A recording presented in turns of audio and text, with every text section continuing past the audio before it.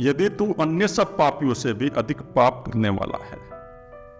तो अर्जुन, जो अन्य पापी हैं, जो रोज पाप कर रहे हैं, लेकिन अगर तू ऐसा है कि तुमने इनसे भी ज्यादा पाप कर लिए, इनसे भी ज्यादा तूने जो है मनुष्य को मार लिया है, तो भी तू ज्ञान रूप नौका द्वारा निसंदेह संपूर्ण पाप समुद्र से बड़ी बातें तर जाएगा। लेकिन अगर तुम्हें ज्ञान का अनुभव है और तुम्हारा अहंकार नष्ट हो गया है, जब तुम्हारा ये अहंकार नष्ट हो गया कि मैं कर रहा हूं, ये कर्तापन का अहंकार गया, तो फिर तो शरीर कर्म करेगा और ये मन कर्म करेगा, तो फिर तो उसको कोई कर्मों का बोध नहीं होगा, ना तो उसको कोई पाप लगने वाला, ना पुण्य लगने वाला। तो इसलिए अर्जुन, फिर तुम्हें किसी प्रकार के कोई भी पापों का बोझ नहीं लगेगा। तुम भली बातें इस समुद्र से, इस नौका के द्वारा, ज्ञान रूपी नौका के द्वारा तर जाओगे और उस परम पिता परमात्मा में लीन हो जाओगे। जब तुम्हारा अहंकार नष्ट हो जाएगा उस तत्व का अनुभव करने के बाद, और तुम्हारा अहंकार नष्ट हुआ, और अहंकार नष्ट होने के बाद शरीर की मृत्यु हुई, तो उस परम पिता परमात्मा विलीन हो गया। फिर कोई जो है मोह रहा ही नहीं, फिर कोई शोक रहा ही नहीं। क्योंकि हे अर्जुन, जैसे प्रज्वलित अग्नि ईंधन को भस्म कर देती है, तो जिस प्रकार अर्जुन अग्नि जलती है, और अग्नि में हम लकड़ी डालते हैं या हवन करते हैं, हवन में सामग्री डालते हैं, कुछ भी डालते हैं हम अग्नि में, जब अग्नि जल जाती है तो वो ईंधन को नष्ट कर देगी, भस्म बना के उसकी राख बना देगी, तो भस्म हो जाएगा। तो वैसे ही ज्ञान रूप अग्नि संपूर्ण कर्मों को भस्म कर देती है। तो वैसे ही जब हमारे चित्त के अंदर ये ज्ञान रूपी अग्नि जल जाती है, जब हमें उस परम पिता परमात्मा का अनुभव हो जाता है, वो चेतन स्वरूप हमारे अंदर प्रकट हो जाता है। तो अर्जुन, हमारे जो ये संस्कार हैं, ये जो हमारे जन्मों जन्मों के संस्कार हैं, ये जो 3 प्रकार के अहंकार हैं, तमोगुण, रजोगुण, सतोगुण, तो ये तीनों प्रकार के अहंकार नष्ट हो जाते हैं और फिर हमारा कोई पुनर्जन्म नहीं है, उस तत्व में हम विलीन हो जाते हैं और हमारे सभी कर्म भस्म हो जाते हैं। इस संसार में ज्ञान के समान पवित्र करने वाला निसंदेह कुछ भी नहीं है, और इस संसार में ज्ञान के समान पवित्र करने वाला, तो जो पवित्र करने वाला है ना, तो वो ज्ञान है। जब हमें ज्ञान का अनुभव हो जाएगा, और बाहर के ज्ञान की बात नहीं कर रहे भगवान ये नहीं कह रहे कि बाहर का ज्ञान, किताब पढ़ के जो ज्ञान होता है वो ज्ञान, भगवान ये कहना है कि अपने अनुभव का ज्ञान। जब हम ध्यान साधना करते हैं और ध्यान साधना करके हम धीरे धीरे अपने चक्रों को खोल लेते हैं और आगे चक्रों को खोल लेते हैं, तो हमारा अहंकार नष्ट हो जाता है। तो उस ज्ञान की बात कर रहे हैं भगवान, अंदर वाले ज्ञान की, भीतर की नॉलेज की बात कर रहे हैं, बाहर की नॉलेज की बात नहीं कर रहे हो, भीतर की नॉलेज। इस संसार में अगर कोई पवित्र करने वाला है अर्जुन, तो वो भीतर की नॉलेज है, वो स्वयं का अनुभव है, स्वयं का ज्ञान है। और कोई भी, चाहे किसी प्रकार कोई धन हो, घर मकान हो, चाहे हमें इस पृथ्वी का पूरा साम्राज्य मिल जाए, तो भी हम तृप्त नहीं हो सकते। और तुम देख लो, प्राचीन काल में इतने बड़े बड़े राजा महाराज हुए, सिकंदर हुआ, सिकंदर ने पूरी पृथ्वी जीत ली थी, 1/3 तो जीत ली थी, 70%, लेकिन वो तृप्त नहीं था, फिर भी निराशा थी उसके मन के अंदर। और जब भारत से आक्रमण करके निकला अपने देश के लिए, तो रास्ते में बीमार हो गया वो, और यूनान पहुंचने पहले से उसकी मृत्यु हो गई। तो उसने जो युद्ध किए और इतना रक्तपात बहाया, तो उससे क्या हुआ? उसके अंदर कोई शांति तो आई नहीं। तो यही तो अनुभव है, इन्हीं अनुभव से मनुष्यों को सीखना चाहिए। जो हमारे इतिहास की घटनाएं है ना, इतिहास की घटनाओं से सीखना चाहिए, देखना चाहिए। लेकिन ये जब तक नहीं होगा जब तक तुम्हारे अंदर विवेक बुद्धि उत्पन्न नहीं होगी। तो जो तुम्हारी ऊर्जा एनर्जी 2 चक्रों पर अटक गई है ना, उसको तुम्हें एक बार बैलेंस में लाना ही पड़ेगा। और वो बैलेंस में जब आएगी, जब तुम 1 घंटा ध्यान करना शुरू कर दोगे, उस परम पिता परमात्मा का भजन करना शुरू कर दोगे, तो वो 1 या 2 महीने के अंदर तुम्हारी ऊर्जा बैलेंस में आ जाएगी। जब भी तुम्हारे अंदर विवेक बुद्धि प्रकट होगी, नहीं तो तुम्हारे अंदर कोई विवेक बुद्धि प्रकट तो होगी नहीं। क्योंकि तुम्हारे अंदर वो अहंकार सक्रिय हो गया है जो सबसे नीचे के लेवल वाला है, जो पशुओं के लेवल वाला है, 2 चक्रों पे। तो अर्जुन, अगर कोई पवित्र करने वाला है तो वो पवित्र करने वाला ज्ञान ही है, ज्ञान के अलावा और कोई पवित्र करने वाला नहीं। तो मनुष्य कोई तीर्थ नहीं हो सकता। अपने राजा महाराजों का आप उदाहरण उठा कर देख लो एक बार, रावण को देख लो और अकबर को देख लो, अशोक को देख लो। तो इस प्रकार बहुत से राजा हुए जो तीर्थ नहीं हुए। लेकिन बात है, कुछ राजा ऐसे भी हुए जो अपने अनुभव से, उन्हें अनुभव करके देख लिया यहाँ कुछ नहीं है, तो वो आध्यात्मिक खोज में निकले। जैसे राजा भरत थे, वे आध्यात्मिक खोज में निकले। अशोक जी भी निकल गए थे, तो वो निकल गए फिर, उन्होंने अनुभव कर लिया और अनुभव करके देख लिया कि यहाँ कुछ नहीं है, तो निकल के अपने स्वयं की खोज में। बहुत राजा ऐसे हैं भारत के जिन्होंने उस आत्मज्ञान को पा लिया, उस तत्व को अनुभव कर लिया, आध्यात्मिकता के शिखर हुए हैं। भारत में ऐसे ऐसे राजा हुए हैं। उस ज्ञान को कितने ही काल से कर्म योग के द्वारा शुद्धांत कर्म हुआ मनुष्य अपने आप ही आत्मा में पा लेता है। तो वो जो ज्ञान है ना, वो जो उस परमपिता परमात्मा का अनुभव है, लेकिन कर्म योग के द्वारा भी तुम उसको पा लेते हो। अगर आप कर्म योग का पालन करोगे, शुद्ध स्वरूप होकर पालन करोगे, तो तुम अपने आप ही उस ज्ञान को पालोगे। लेकिन ये कर्म योग का जो प्रोसेस है ना, ये भी तुम जब भी कर पाओगे जब तुम अपनी ऊर्जा को बैलेंस में लेकर आओगे। और बैलेंस में तो है नहीं, तुम कैसे कर्म करोगे इस प्रकार की? जो कर रहा है वो परमपिता परमात्मा कर रहा है, उसको कैसे अर्पण करोगे? क्योंकि तुम्हारे अंदर तो 24 घंटे धन का चिंतन है और काम का चिंतन है। जब तक ये 2 चिंतन बनने होंगे, धन का चिंतन और काम का चिंतन, जब तक तुम कुछ नहीं कर पाओगे। न कर्म योग कर पाओगे, न ध्यान योग कर पाओगे, न भक्ति योग कर पाओगे।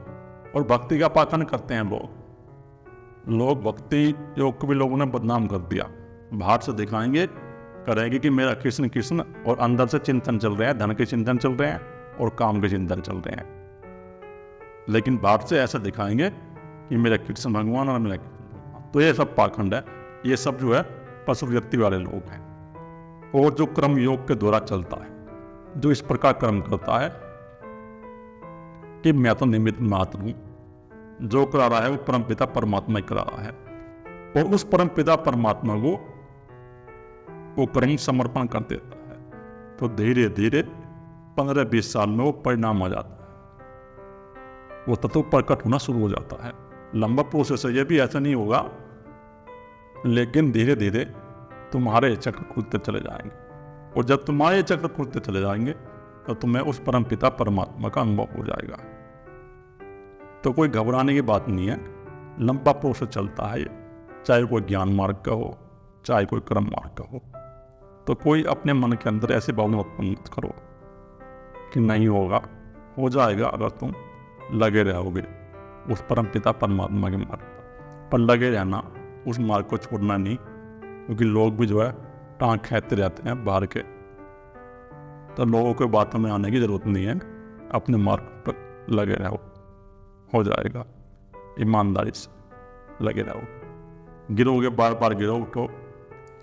जितेंद्रिय साधन परायण और श्रद्धावान मनुष्य ज्ञान को प्राप्त होता है।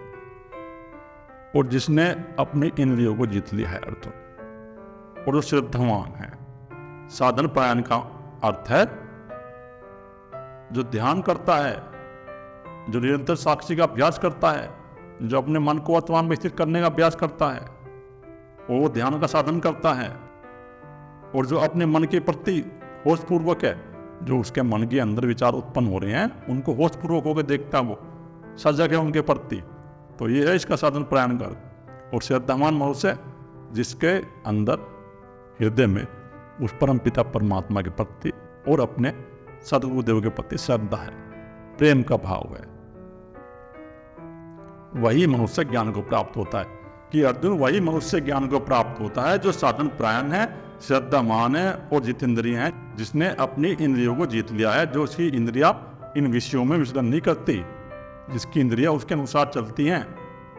जब हमारा मन हमारे अनुसार हो जाएगा तो हमारी इंद्रियां भी हमारे अनुसार हो जाएगी। और जो मनुष्य इस स्थिति में पहुंच गया तो एक दिन उसको ज्ञान हो जाता है। उस परम पिता परमात्मा को उसको अनुभव हो जाता है। और ज्ञान को प्राप्त होकर वह बिना विलंब के तत्काल ही भगवत प्राप्ति परम शांति को प्राप्त हो जाता है। और जैसे उसको ज्ञान प्राप्त हो गया, जैसे उसका आज्ञा चक्र खुला, कोई उसका विलंब नहीं है, फिर विलंब तो होगा ही नहीं, क्योंकि उसका अहंकार नष्ट हो गया और परम पिता परमात्मा उसके अंदर प्रकट हो गया। ये अहंकार ही तो बीच में है, ये अहंकार हो गया हमें ब्रह्मा के सूक्ष्म शरीर में, उस परम पिता परमात्मा के बीच में ये अहंकार ही, तो इसको तुम हटा दो, इसको जो है तुम नष्ट कर दो, हटा दो, तुम्हें उस परम पिता परमात्मा का अनुभव हो जाएगा। लेकिन उसी को वो शांति उपलब्ध हो जाती है कि अर्जुन, उस मनुष्य को वो परम शांति परम आनंद उसको अनुभव हो जाता है। ऐसे मनुष्य को जो इस प्रकार उस तत्व की खोज करता है और उस परम पिता परमात्मा की साधना में लगा हुआ है, तो उसको बिना विलंब के वो भगवत प्राप्ति हो जाती है। और जो साधक लोग हैं, मैं तो यही कहूँगा, जो तुमने अपना लक्ष्य बना लिया है उस परम पिता परमात्मा को प्राप्त करने का, तो 6 घंटे का अभ्यास करो, 8 घंटे का अभ्यास करो, लगे रहो, छोड़ो मत अभ्यास बिल्कुल भी, अभ्यास बंद मत करो। अगर अभ्यास बंद कर दोगे डाउनलोड हो जाओगे, और फिर वो शांति को प्राप्त हो जाता है, उस परम पिता परमात्मा को प्राप्त हो जाता है। विवेकहीन और श्रद्धा रहित संचय युक्त मनुष्य परमात्मा से अवश्य भ्रष्ट हो जाते हैं। जो ऐसे मनुष्य हैं जो परमात्मा में लगे हुए हैं, जो ध्यान साधना में लगे हुए हैं, जो सदगुरु के पास भी रहते हैं और वो परमात्मा लगे हुए हैं, लेकिन अगर उनके अंदर विवेक नहीं है, अगर उनके अंदर विवेक बुद्धि नहीं है, इस प्रकार की विवेक बुद्धि नहीं है कि क्या नित्य है और क्या अनित्य है, जब हमें ये विवेक बुद्धि हो जाएगी ना कि क्या नित्य है और क्या नित्य है, तो हमारी भी संसार की वस्तु के प्रति पकड़ नहीं रहेगी, पकड़ कम हो जाएगी। पढ़ी हम मणिपुर चक्र पे हैं, लेकिन हमारे मन के अंदर एक भाव रहेगा, वो ये भाव रहेगा कि संसार जो है अनित्य है, ये 5 तत्वों से उत्पन्न है और 5 तत्वों से बना हुआ है। और श्रद्धा रहित, जिसके अंदर श्रद्धा नहीं है और संचय है, श्रद्धा रहित संचय युक्त है, जिसके अंदर कोई श्रद्धा तो है नहीं, समर्पण तो है नहीं गुरुदेव के प्रति और उस परम पिता परमात्मा के प्रति, और संचय है उसके अंदर संचय भरे हुए हैं वहाँ जाके भी कि सदगुरुदेव को अनुभव हुआ है नहीं हुआ है, या वैसे ही कह रहे हैं, वो बस बोल रहे हैं, भाव से प्रवचन कर रहे हैं, तो वो संचय युक्त मनुष्य है, तो वो अवश्य भ्रष्ट हो जाता है।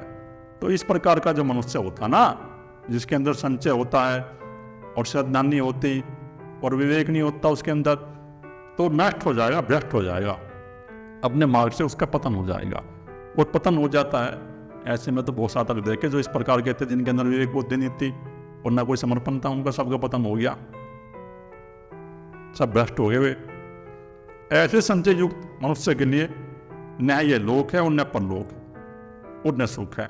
और जिस मनुष्य के अंदर इस प्रकार संचय बना रहता है, तो उस संचय युक्त मनुष्य के लिए ना तो यहाँ सुख मिलेगा उसको, इस लोक में, पृथ्वी लोक में भी सुख नहीं मिलेगा उसको, और मरने के बाद जो परलोक है, जो दूसरा लोक है, जब उसकी मृत्यु होती है तो उसको भी बात सुख नहीं मिलेगा फिर। यानी जो उसकी जीवात्मा है ना, उसने अपनी जीवात्मा के अंदर इस प्रकार के गुण संचय कर लिए हैं, उसकी जीवात्मा फिर उसी लेवल में प्रकट होगी परलोक में भी। इस मनुष्य के अंदर संचय रहता है तो उसको कोई शांति तो उपलब्ध होती नहीं, वो बाहर से दिखाएगा, ढोंग करेगा, सेवा करेगा, और सेवा करके जो लोगों को दिखाएगा, नाटक करके दिखाएगा लोगों को, लेकिन अगर उसके अंदर कोई श्रद्धा नहीं है, समर्पण नहीं है, तो बेकार है उसकी सेवा। और ऐसा मनुष्य का पतन हो जाता है, उसको कोई किसी प्रकार का सुख प्राप्त नहीं होता, ना यहाँ सुख प्राप्त होगा और ना मरने के बाद उसकी जीवात्मा को सुख प्राप्त होगा। उसने अपनी जीवात्मा के अंदर वो अहंकार जो है ना, वो तमोगुण वाला अहंकार, नीचे के लेवल वाला अहंकार सक्रिय कर लिया है। और जब ये नीचे का लेवल वाला अहंकार सक्रिय हो जाएगा, तो जीवात्मा का फिर जब मरने के बाद है, उसकी गति फिर ठीक नहीं होगी, तो वह मनुष्य फिर नष्ट हो जाएगा। जिस साधक के अंदर संचय रहेगा और विवेक नहीं रहेगा, तो उसका फिर यही याद होगा, ना तो वो संसार उसको प्राप्त हुआ सही से, उसको जो संसार के सुख है वो नहीं उसको प्राप्त हुए, और वो परमपिता परमात्मा का भी उसको सुख प्राप्त नहीं हुआ, तो उसका पतन हो जाएगा। कि अगर सदगुरु के पास जाओ तो वहाँ जाकर समर्पण अपने अंदर लेके आओ और विवेक बुद्धि उत्पन्न करो और प्रज्ञा बुद्धि उत्पन्न करो। हे धनंजय, जिसने कर्म योग की विधि से समस्त कर्मों का परमात्मा में अर्पण कर दिया है, तो हे धनंजय अर्जुन, जिसने कर्म योग की विधि के द्वारा कि समस्त कर्म उसने अपने परमात्मा को अर्पण कर दिए। ये मैंपन का अहंकार छोड़ना पड़ेगा, ये अपने अंदर भाव लेकर आना पड़ेगा कि अगर मैं नौकरी कर रहा हूं तो ठीक है, वो परमपिता परमात्मा ही करा रहा है, उसको समर्पित करते। खेती का काम कर रहा है तो खेती का काम भी वही परमपिता परमात्मा करा रहा है। दुकान कर रहा है तो वो परमपिता परमात्मा ही करा रहा है। तो जिस प्रकार वो कर्म करे, वो कर्म अपने परमपिता परमात्मा को अर्पण करते, अपने बीच में से मैंपन का अहंकार हटाते। और जब वो अपने बीच में से मैंपन का अहंकार हटा देगा तो धीरे धीरे उसको अंदर वो तत्व प्रकट होना शुरू हो जाएगा। तो कर्म योग ये है। लेकिन कर्म योग भी तुम जब भी कर पाओगे, जब भी तुम इस मार्ग में चल पाओगे, जब तुम अपने ऊर्जा को बैलेंस में लेके आओगे। आज हमारे देश का जो मनुष्य है ना, सबसे बड़ी प्रॉब्लम ये हो गई है कि वो अध्यात्म बिल्कुल भूल गया है और बाहर के पाखंड में उड़ गया है। ज्यादातर बाहर से जो कर रहा है राम राम, लेकिन अंदर उसके अंदर दो चीज का ही चिंतन है, धन का चिंतन है और काम का चिंतन है, बस। इसके अलावा उसके अंदर कोई चिंतन नहीं है। वो बाहर से पूजा पाठ भी करेगा, आरती भी करेगा, तो उसके अंदर समर्पण नहीं है, श्रद्धा नहीं है, तो उसकी कोई पूजा पाठ लगेगी नहीं। अगर वो बाहर से कर रहा है तो उसकी कोई पूजा पाठ या ध्यान नहीं लगेगा। तो जो कर्म योग की विधि है, वो कर्म योग की विधि यही है कि जो तुम इस संसार में रहकर कर्म कर रहे हो, वो कर्म उस परम पिता परमात्मा को अर्पण कर दो, उसको समर्पित कर दो। अगर तुम ध्यान साधना भी कर रहे हो और सेवा भी कर रहे हो सदगुरुदेव के पास जाके, तो उसको अर्पण कर दो, वो परम पिता परमात्मा ही करा रहा है। मैंपन का भाव अपने अंदर से हटाओ, तुम्हारे अंदर भाव प्रकट हो जाएगा, प्रेम प्रकट हो जाएगा, समर्पण प्रकट हो जाएगा। तो ये जो तुम्हारी ग्रंथि है ना, जो मणिपुर चक्र में ग्रंथि है, ये धीरे धीरे टूटनी शुरू हो जाएगी और तुम्हें उस परम पिता परमात्मा का अनुभव हो जाएगा अगर तुम इस प्रकार के कर्म करोगे। उसको अर्पण कर दो जो भी तुम कर रहे हो जगत में, चाहे तुम किसी प्रकार कर्म कर रहे हो, कोई भी कर्म हो, उसको अर्पण कर दो कि वो परमपिता परमात्मा ही करा रहा है और करा ही रहा है। वो जो कर्म कर रहा है ना, ये माया के 3 गुण की तरंगे हमारे से काम करा रही हैं, सत्वगुण की, रजोगुण की और तमोगुण, इनके अधीन है हम पूरी तरह से। ये जो माया के 3 गुण की तरंगे है ना, ये शरीर को गुलाम बना देती है और शरीर को गुलाम बनाकर काम करवाती है। आपराधिक कार्य करने वाला है तो आपराधिक कार्य ही करेगा, उसको चाहे तुम कितना ही समझा लो, लेकिन वो समझेगा नहीं, क्योंकि अब उसके अंदर तरंगे सक्रिय हो गई हैं तमोगुण की। तो इस प्रकार के कार्य करेगा वो। और रजोगुण वाला है, वो रजोगुण के कर्म करेगा, संसार में लगा रहेगा धन की प्राप्ति के लिए और स्थिति का चिंतन चलता रहेगा उसके अंदर। रजोगुण के अंदर सतोगुण भी बढ़ना चाहिए। सतोगुण में जब तुम बढ़ेगा, तुम सेवा साधना से बढ़ेगा। ये गृहस्थी लोग हैं, 4 घंटे ध्यान शुरू कर दे, 2 घंटे ध्यान शुरू कर दे, तो सतोगुण प्रकट हो जाएगा उनके अंदर। लेकिन अगर वे ध्यान नहीं करेंगे, शुरुआत नहीं करेंगे, भक्ति नहीं करेंगे, तो सतोगुण फिर प्रकट नहीं होगा उनके अंदर, फिर वो नीचे के 2 चक्रों पे रहेंगे। सुख प्राप्त नहीं है। आज का जो मनुष्य है इतना दुखी है, इतना दुखी है, बहुत ज्यादा दुखी है वो मन के रूप से। तनाव में 24 घंटे, क्योंकि 2 चीज का चिंतन है, धन का, धन की कुछ हानि होगी तो चिंतन शुरू हो गया, काम भोगने को नहीं मिला तो चिंतन शुरू हो गया। तो इस प्रकार पतन में जा रहा है मनुष्य। उसको जो है इस पतन को रोकने के लिए वही 1 घंटे ध्यान करना अनिवार्य है।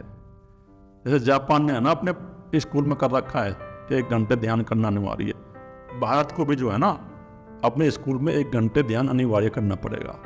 जब वो 1 घंटे ध्यान अनिवार्य कर देगा, फिर उसको कोई समस्या उत्पन्न नहीं होगी, इतना बीमार नहीं रहेगा, वो बैलेंस में रहेगा।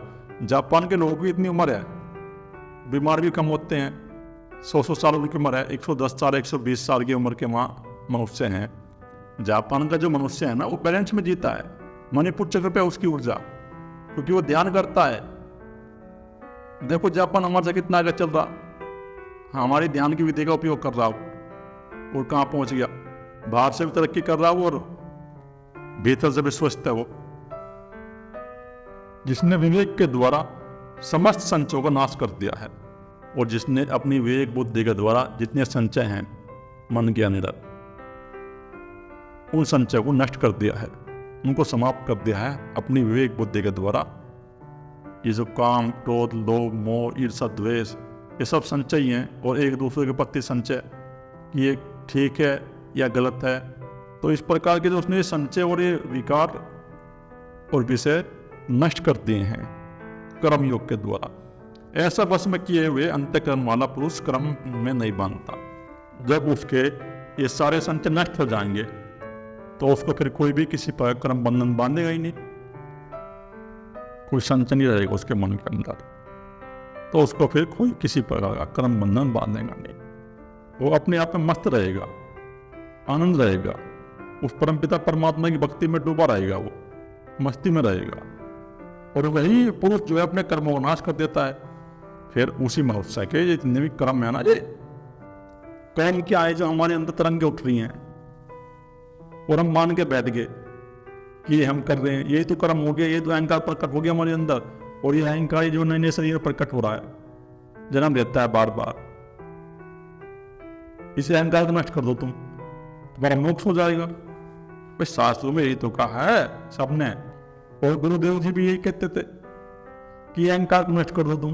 अहंकार तुम्हारा नष्ट हो गया तो प्रकट हो गया, उस परमपिता परमात्मा में तुम विलीन हो गए, नष्ट हो गया, सब कुछ यही खत्म हो गया अहंकार। फिर जो तुम्हारा यहाँ है ना, दोबारा आना नहीं होगा, ये तो तुम्हारा फिर जन्म होगा। भाई संसार में दुख ही दुख है, संसार में है क्या? संसार में सुख तो कुछ है ही नहीं, यहाँ दुख ही दुख है। और ये जो हमारे मन के अंदर चिंता, ईर्ष्या, द्वेष उत्पन्न होते हैं, चाहे वो कितना ही बड़ा पैसे वाला आदमी हो, उसके अंदर भी दुख ही दुख है, क्योंकि वो मन से स्वस्थ नहीं है। तो क्या फायदा है दोबारा आके जन्म लेके? एक जन्म मिला हुआ है, एक जन्म में एक हो जाएगा। अगर तुम अपने जीवन के 15-20 साल इस अध्यात्म को दे दोगे जबरदस्त तरीके से, अभ्यास से, नष्ट हो जाएगा अहंकार। कोई इतनी बड़ी बात नहीं है, नष्ट हो जाएगा। ऋषिकेश में ऐसे बहुत गृहस्थी साधु हैं, संत हुए जिनसे मैं मिला हूं, और जो ऐसे साधु थे जो अपने गृहस्थी में 2 घंटे भजन करते थे, ध्यान करते थे, लेकिन 50-60 साल के बाद वो रिटायर हुए, और रिटायर होने के बाद वो ध्यान साधन लग गए और मुक्त हो गए। बहुत साधु हुए ऐसे, हमारे इतिहास में बहुत वर्णन है ऐसे साधु का, और आज के उसमें भी है। तुम जाकर कहीं घूमते तो हो नहीं, देखते तो नहीं, घर में पड़े रहते हो, जाकर देखो ऋषिकेश के अंदर ऐसे साधु बहुत मिल जाएंगे तुम्हें, जो गृहस्थी है वो गृहस्थी से पार हो गए सब। तो गृहस्थी के लिए तो 2 घंटे का ध्यान उसे करना ही पड़ेगा। गृहस्थी में रहते हुए 2 या 3 घंटे का ध्यान करना पड़ेगा, और अध्यात्म का चिंतन करना पड़ेगा, अध्ययन करना पड़ेगा अपने स्वयं का।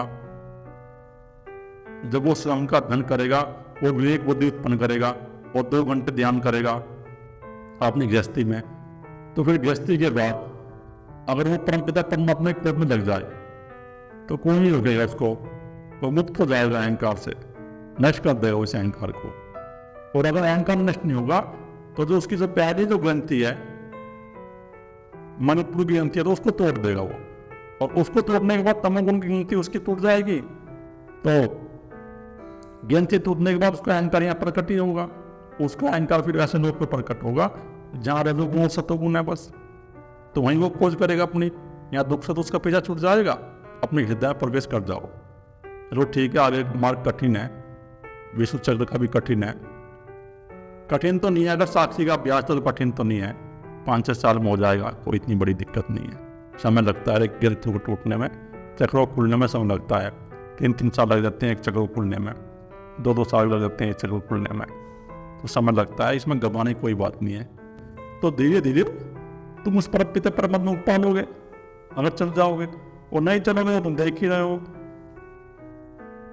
मैं तो गांव में ऐसे बुढ़े बहुत देख रहा हूं जो गृहस्थी पूरी करनी उन्होंने अपनी, और 60 साल उनकी उम्र होगी, और 60 साल उम्र हो गए, रिटायर हो गए, वो घर आ गए, और पेंशन दे रहे हैं 50,000 रुपये पेंशन दे रहे हैं बच्चों को, और बच्चों को गाली सुन रहे हैं और पिट रहे हैं उनसे, वो घर में पड़े हैं। क्योंकि उनके अंदर ये बुद्धि नहीं थी, उन्होंने कोई ध्यान नहीं करा, साधना नहीं करी, तो इसलिए पिट रहे हैं वे। गांव गांव में जगह आप देख लो, मैं तो देख रहा हूँ यहाँ बहुत मिल रहे हैं मुझे ऐसे, और मजाक खींच रहे हैं उनकी। तो उन्होंने जो है ना वो अपना जीवन नष्ट कर लिया, क्योंकि बच्चों के अंदर अहंकार प्रकट हो गया। जो अहंकार उसके अंदर प्रकट था, तो वो अहंकार बच्चों के अंदर आ गया। बच्चों के अंदर वही चिंतन चल गए, काम का चिंतन चल गया और धन का चिंतन चल गया। और जिस मनुष्य के अंदर काम और धन का चिंतन चल गया, तो वो फिर किसी को देखेगा नहीं, ना अपने माँ बाप को सुनेगा, ना किसी और को सुनेगा। वो बाहर से तो दिखा के देगा एक बार, पापा जी कर भी देगा, मम्मी जी। लेकिन समाज में रहा हूं मैं, गाँव में ऐसे लड़के थे जिनके पिताजी सरकारी नौकरी पे थे, और जब बाहर निकलते थे हमारे से बात करते थे, तो वही अपने पापा की मजाक खींचते थे, क्योंकि उनके अंदर वो अहंकार प्रकट हो गया। वो बाहर से दिखाएंगे तो मैं खुश होने के लिए, तुम्हारे से पेंशन लेने के लिए, वही पेंशन लेने के लिए, पेंशन का पैसा लेने के लिए तुम्हें बाहर से दिखाते रहेंगे। और जब तुम कुछ थोड़े बीमार हुए तो धमकाना शुरू कर देगा वो। तो इसलिए अपने गृहस्थी को सुखपूर्वक बनाओ, यहाँ उलझ मत हो, अपने जीवन को सुखपूर्वक बनाओ। मैं तो यही कह रहा हूँ, और भगवान भी यही कह रहे हैं, भाई वेद के मार्ग से चलो, ये जो तुम्हें मनुष्य जन्म मिला है इसको जो है सुखपूर्वक बनाओ, आनंदपूर्वक बनाओ, और ध्यान साधना शुरू कर दो। जब तुम ध्यान साधना शुरू कर दोगे तुम्हें कोई किसी प्रकार कष्ट नहीं होगा। फिर कोई कुछ भी कहो, तुम अपने अलग रहो, अलग रह के अपने ध्यान साधना करो। बच्चों से ज्यादा मतलब रखो ही ना, भाई ठीक है हाँ थोड़ा बहुत मतलब रखो, बस रखो मत ज्यादा मतलब। फोन की बड़ी समस्या होगी, लोग फोन पे लगे रहते हैं। बच्चा नौकरी पे गया तो ठीक ठाक पहुंच गया, फोन करना, फिर वहां से निकला फिर फोन करना। वो तुम्हारे करो क्या कुछ हो रहा है, तुम सोच रहे हो कि हम कर रहे हैं या वो जा रहा है, तो प्रकृति का खेल चल रहा है, माया के 3 गुण के तरंगे काम करवा रही हैं। अगर बीमारी होनी होगी तो होगी, और किसी की मौत आएगी तो आएगी, उसको कोई रोक नहीं सकता। तुम्हारे फोन करने से और ठीक ठाक हाल पूछने से नहीं रुकेगी वो मौत, वो तो आएगी, क्योंकि प्रकृति बैलेंस करती है। तमोगुण जो है ना वो प्रकृति को बैलेंस करता है। जो तमोगुण की वृत्ति लोगों के अंदर उत्पन्न होती है, वो इसलिए उत्पन्न होती है जब ये समाज में जो जनसंख्या बढ़ जाती है तो उसको बैलेंस करती है वो। इसलिए हे भक्त मनुष्य अर्जुन, तू हृदय में स्थित इस अज्ञान जनित अपने संचय का विवेक ज्ञान रूप तलवार द्वारा छेदन करके समस्त रूप कर्म योग में स्थित हो जा और युद्ध के लिए खड़ा हो जा। तो अगर हमारे अंदर विवेक बुद्धि उत्पन्न हो जाएगी तो हम तुरंत ही हमारे अंदर ये बहन हो जाएगी और अपनी प्रज्ञा बुद्धि देख लेंगे कि ये जगत है क्या। कि तुम्हारे हृदय के अंदर जो मन के अंदर ये अज्ञान का पर्दा है ना, ये तुम इस जगत को सत्य मान के बैठ गए, कि ये मान के बैठ गए कि मैं कर रहा हूं, तो इसको नष्ट कर दे। अपनी विवेक बुद्धि का इस्तेमाल कर और प्रज्ञा बुद्धि का उपयोग कर, अपनी प्रज्ञा बुद्धि का उपयोग करके, विवेक बुद्धि का उपयोग करके इसको नष्ट कर दे। ये तुम्हारे अंदर संचय उठ रहा है ना, इस संचय को नष्ट कर दे, खत्म कर दे। जब तुम्हारे अंदर से ये संचय नष्ट हो जाएगा, और वो तलवार है, वो तलवार है विवेक की तलवार। उस विवेक की तलवार से है ना, जब विवेक तुम्हारे अंदर उत्पन्न होगा, तो मैं तो पहले ही कह रहा था कि जब तक हमारे अंदर अध्यात्म विवेक बुद्धि नहीं होगी तो हम अध्यात्म में आगे नहीं बढ़ेंगे, बिल्कुल नहीं बढ़ सकते। तुम रोज मेडिटेशन करो, चाहे तुम 2 घंटे बैठ जाओ, मेडिटेशन करो सुबह शाम। स्वामी जी की आप कितनी कैसे सुन लो चला के, चाहे 2 घंटे जो है तुम स्वामी जी का मेडिटेशन कर लो, और 3 घंटे कर लो। लेकिन अगर तुम्हारे अंदर विवेक बुद्धि नहीं है, प्रज्ञा बुद्धि नहीं है, और तुम स्वयं का अध्ययन नहीं कर रहे, अपने मन बुद्धि का अध्ययन नहीं कर रहे, देखते नहीं कि हम साधना में कहाँ हैं कहाँ नहीं है, और प्रज्ञा बुद्धि नहीं हो रही तुम्हारे अंदर, तो तुम साधना में आगे नहीं बढ़ोगे, वहीं खड़े रहोगे। ये मैं कह रहा हूं आपसे। तो विवेक बुद्धि का होना जरूरी है। उस विवेक बुद्धि को लेके आओ अपने अंदर। और बहुत से साधक ऐसे हैं हमने देखे, जो स्वामी जी कैसे चला देते हैं 1 घंटे, सुबह 1 घंटे शाम को चला ली, बस उनके अंदर कोई परिवर्तन तो आ नहीं रहा, वो वहीं उलझे हुए हैं धन में और काम में पूरी तरह से। ऐसे बहुत से साधन मिले हमें, और परिवर्तन आएगा नहीं जब तक विवेक बुद्धि उत्पन्न नहीं होगी, प्रज्ञा बुद्धि उत्पन्न होगी। तो स्वामी जी भी कहते थे हमारे गुरुदेव की, प्रज्ञा बुद्धि उत्पन्न करो अपने अंदर, देखो कि क्या है। तो प्रज्ञा बुद्धि तो उत्पन्न करनी पड़ेगी, विवेक तो उत्पन्न करना पड़ेगा।